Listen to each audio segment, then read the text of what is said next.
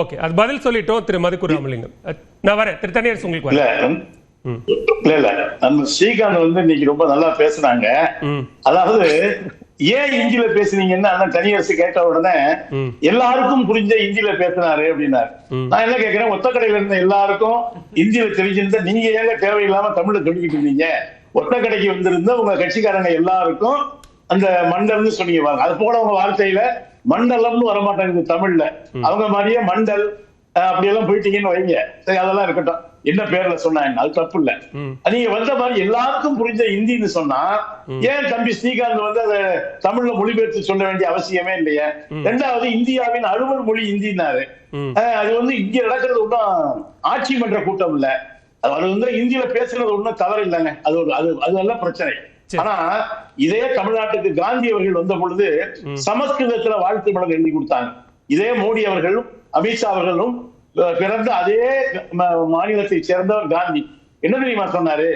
ஏப்பா நீங்க சமஸ்கிருதம் எழுதி கொடுத்துறீங்க, அது தேசிய கல்லூரியில ஒண்ணு உங்க தாய்மொழியான தமிழ் எழுதி கொடுங்க, அல்லது என்னுடைய தாய்மொழியான குஜராத்ல எழுதி கொடுங்க என்பதுதான் காந்தி அவர்கள் சொன்னது. அதெல்லாம் ஒரு பக்கம் இருக்கட்டும். இப்ப சாம்சங் சம்பந்தமா சகோதரர் சொன்னாரு. நான் என்ன கேட்கிறேன், அன்றைக்கு கம்யூனிஸ்டுகள் தலைமையிலான தொழிற்சங்கம் நடத்திய வலிமையான போராட்டத்தின் காரணமாகத்தான் அந்த பன்னாட்டில ஒரு தொழிற்சங்கம் உறுதி செய்யப்பட்டிருக்கிறது, பேச்சுவார்த்தை நடத்தி ஊதிய உயர்வு வாங்கி கொடுத்திருக்கிறது. நான் என்ன கேட்கிறேன், இந்த பன்னாட்டு நிறுவனங்கள்ல தொழிற்சங்கம் அமைப்பது குறித்து பாஜகவினுடைய நிலைப்பாடு என்ன? நீங்க எத்தனை பன்னாட்டு ஆலைகள்ல போய் போராடி இருக்கீங்க? ஒரு ஆலையை சொல்லுங்க.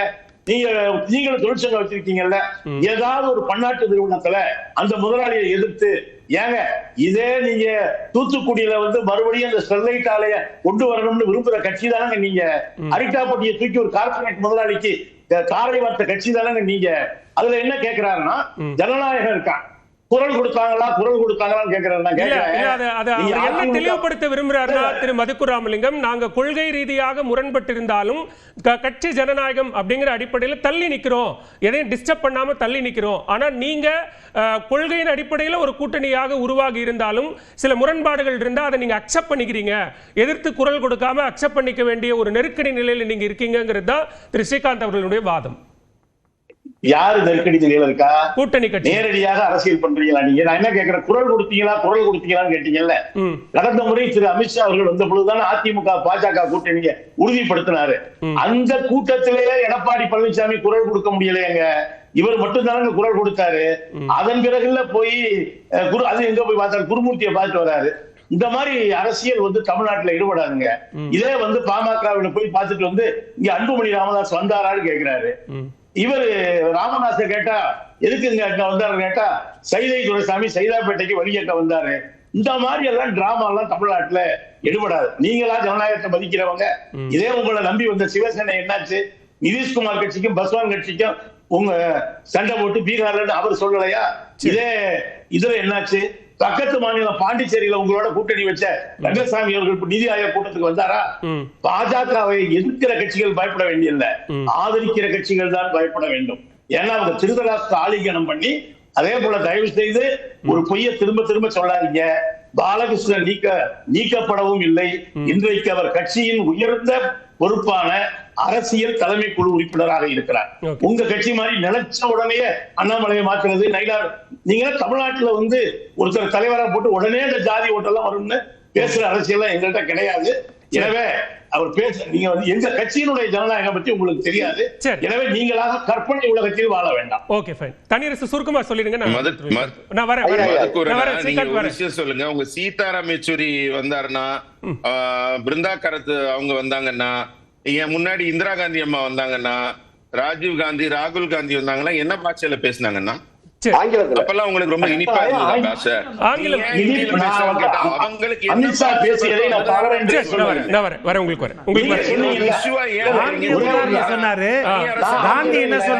ரொம்ப நேரம் உங்க தாய்மொழியில பேசணும் இல்ல ஏன் தாய்மொழியில பேசணும்னு சோனியா காந்தி ராகுல் காந்திக்கெல்லாம் தாய்மொழி ஆங்கிலமா? சரி பேசணும். தொடர்பு மொழி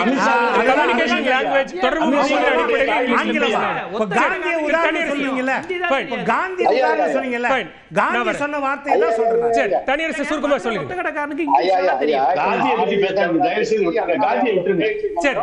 கூட்டணி உறுதி செய்யப்பட்டு விட்ட பிறகு இன்று அமித்ஷா ஐயா வந்து சொல்றார், மீண்டும் சொல்லுகிறார், 2026 அதிமுக பாஜக கூட்டணி ஆட்சி அமையும் சொல்றார். இது அதிமுக எங்க பொன்விசல் உட்பட இதுவரைக்கும் யாரும் ஏற்கல.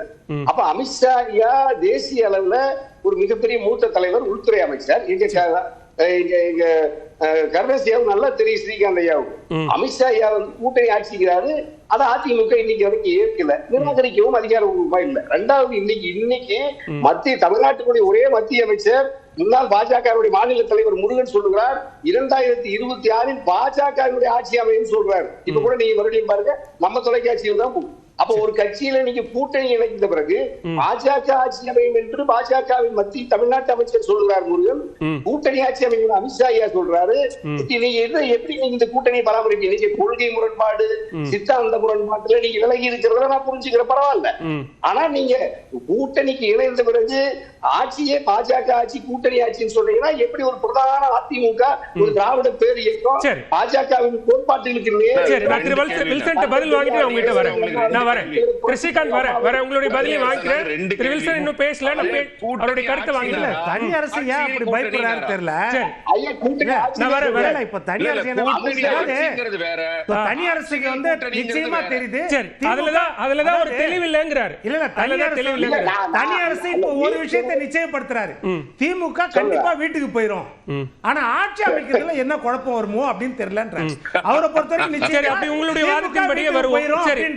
உங்க வாதத்தின்படியே வருவோம். அது கூட்டணி ஆட்சியா, ஆட்சியில் கூட்டணியா? திமுக வீட்டுக்கு போகும்ன்ற நிச்சயம் அவருக்கு இருந்தா தானே அந்த கூட்டணி ஆட்சியை பற்றி கேள்வியே வரும்.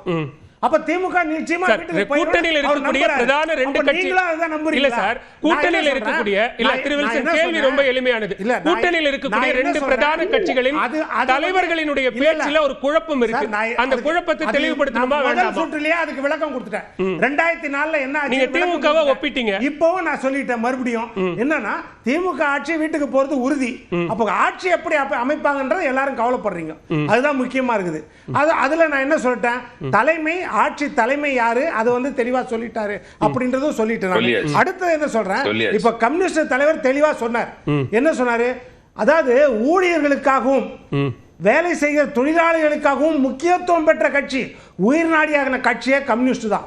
இப்ப தொடர்ந்து சொன்னா பரந்தூர் விஷயத்துல என்ன செய்தார்கள் அவர்கள், அதே மாதிரி ஆசிரியர்கள், இடைநிலை ஆசிரியர்கள், பகுதி நேர ஆசிரியர்கள், அப்புறம் அவர்களுக்கெல்லாம் என்ன செய்தார்கள், மருத்துவர் செவிலியர்கள் அவர்களுக்காக என்ன போராட்டம் பண்ணார்கள், போக்குவரத்து தொழிலாளர்கள் அவர்களுக்காக என்ன போராட்டம் பண்ணார்கள். சிவசங்கர் என்ன சொல்றாரு, அமைச்சர் மக்கள் மேலையும் தொழிலாளர்கள் மேலையும் அக்கறை இல்லாத ஒரே யூனியன் இருக்குதுன்னா அது சிஐடி யூனியன் தான் சொன்னார் போன முறை.